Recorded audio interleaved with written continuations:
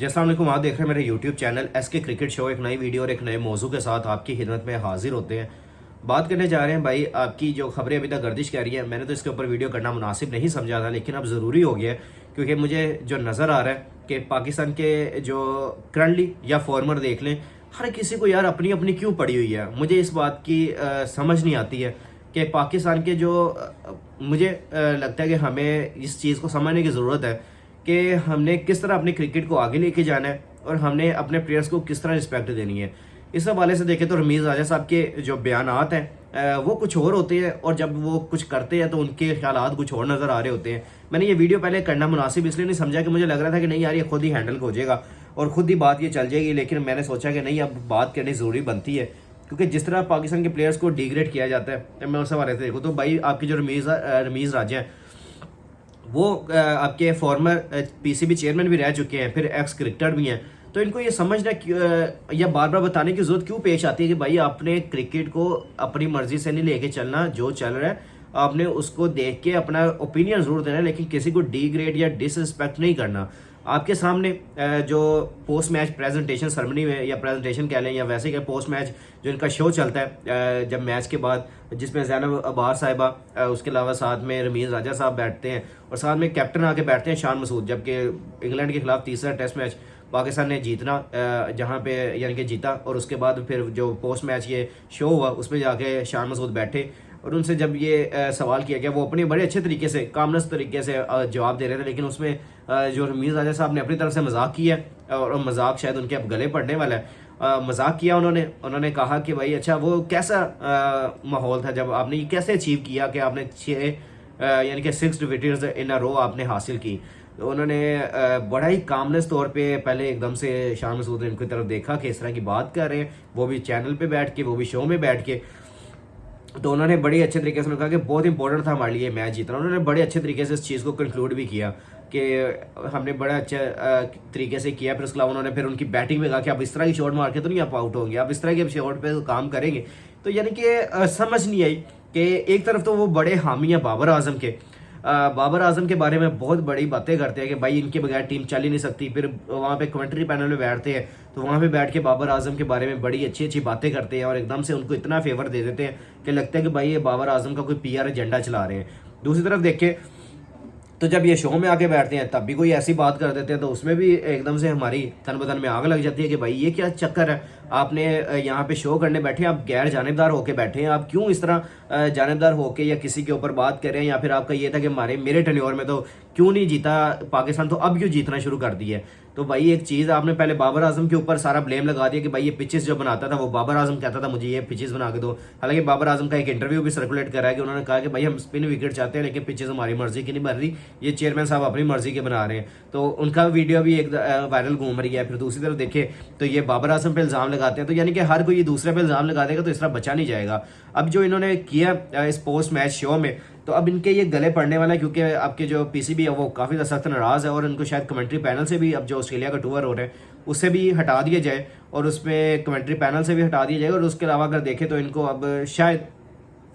इनको अब दूर ही रखा जाएगा और इनको टर्मिनेट ही कर दिया जाएगा इस कमेंट्री पैनल से कि अब ये दोबारा कमेंट्री पाकिस्तान की करते हुए दिखाई ना दे, क्योंकि बड़ी प्रॉमिसिंग आवाज़ है पाकिस्तान की और बहुत ही ज़्यादा लोग इनको पसंद करते हैं। लेकिन अब से मेरे तो ये पहले फेवरेट थे कि भाई मैं इनकी कमेंट्री सुन के बड़ा ही ज़्यादा खुश होता था और मुझे बड़ी अच्छी लगती थी। लेकिन दूसरी तरफ देखें जिस तरह के अब इनके बयान आ रहे हैं तो मेरे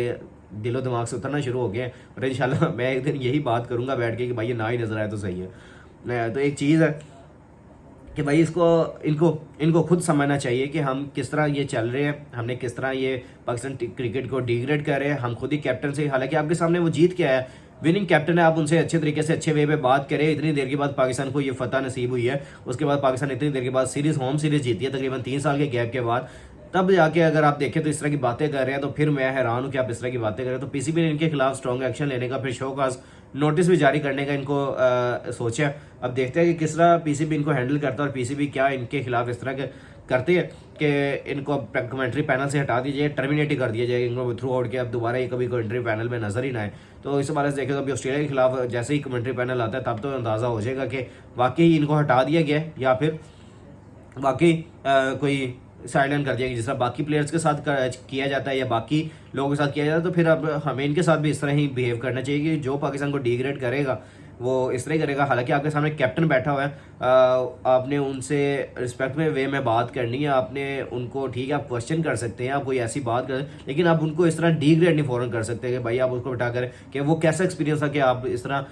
6-0 पे अभी तक चल रहे थे। तो आप यहाँ से हिसाब लेंगे कि एक बंदा जो अभी जीत के है उसके दिन में क्या बात आई होगी और उसने क्या सोचा होगा, वो किस तरह बैठ के अपने आप को काम डाउन करके बैठ के सोच रहा होगा कि भाई ये इंटरव्यू ना चल रहा था फिर मैं इसको जवाब देता। उसके हक में बड़ी लोग भी उठ के सामने आए हैं, आपके सामने मोहम्मद आमिर ने वीडियो की है और भी आपके जो एक्स क्रिकेटर्स हैं उन्होंने बात की है कि भाई ये अच्छा तरीका नहीं है आप किसी विनिंग कैप्टन से इस तरह बात करें, या फिर आप उनको उनकी पास्ट पे जो उनकी कारकर्दगी है, ठीक है उनकी परफॉर्मेंसेज नहीं थी, अगर पाकिस्तान टीम नहीं जीत रही थी तो ये इनमें किसी का कसूर नहीं था, हर कोई कोशिश कर रहा होता है और हर कोई चाह रहा होता है कि हमारी टीम विनिंग कोज में जाए।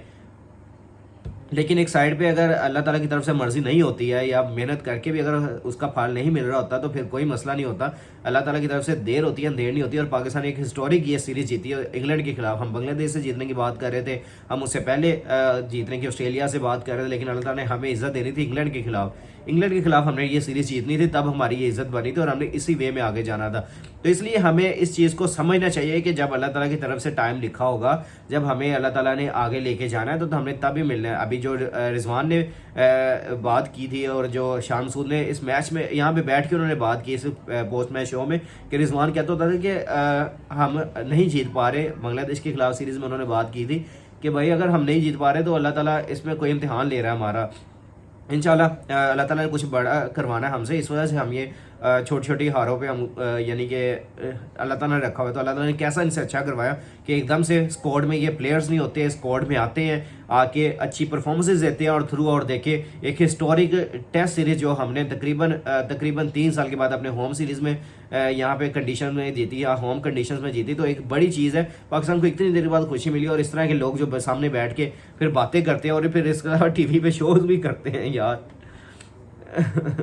हंसी आती है यार देख के पाकिस्तानी क्रिकेट का क्या हाल करते हैं। और इन्होंने जो पाकिस्तान की क्रिकेट के डिक्लाइन का मसला बना हुआ है वो इन्हीं लोगों की वजह से बना है कि ये तकरीबन अब देखिए तो 50 सालों से पाकिस्तान क्रिकेट बोर्ड के साथ जुड़े हुए हैं। 1992 का वर्ल्ड कप एक जिता आता है, बस करो यार साड़ी जान छो, एक जिता आता है तो बस हूँ जाके असं तो इन्हों हीरो मन के थक गया यार कि बस ठीक है यही हीरो से हौसलाबाद है भाई, कोई हो रहा ही नहीं सकता। तो अब इन्होंने एक जिता दिया, अब ये बोर्ड के साथ जो जुड़े हुए हैं इन्होंने भाई ये पता नहीं क्या करना है, मैं हाथ जोड़ना यार हूँ जाओ जान छाड़ दो यार, साढ़े प्लेयर्स को अगे वधन दो, उन्होंने खेलन दो यार, उन्होंने अगे वध के अपने मुल्क का नाम रोशन कर दो अगर वो करना चाहते हैं। जब वो करते हैं तो आप लोग तब भी खुश नहीं होते, नहीं करते तब भी आप खुश नहीं होते, तो भाई खुश किस तरह होंगे आप लोग, क्या करें ऐसा कि आप लोग खुश होंगे। तो ये मुझे बहुत ही ज़्यादा परेशान करी थी खबर, मैंने कहा आप लोगों के साथ शेयर करनी चाहिए। आप भी नीचे कमेंट सेक्शन में अपनी राय का इज़हार ज़रूर कीजिएगा, दुआ में हमें भी याद रखिएगा। टेक केयर, अल्लाह हाफिज़।